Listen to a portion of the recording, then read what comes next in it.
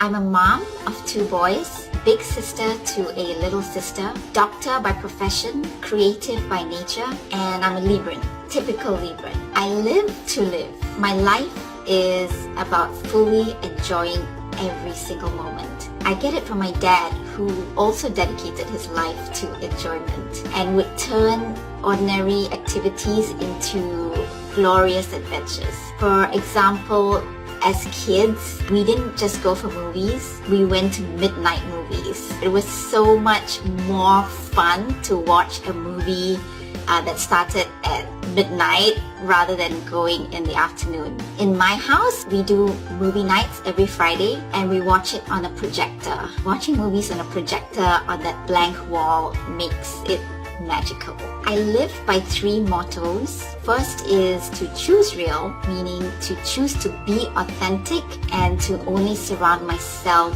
with what is real. The second is to go too far. Go too far in everything. So fashion, I'm always trying to push the envelope and to be as daring as I can. In love, to always go too far because that's where you'll find the truth. And the third is to level up, to be better today than I was yesterday. So that's me, liver of life, lover of life.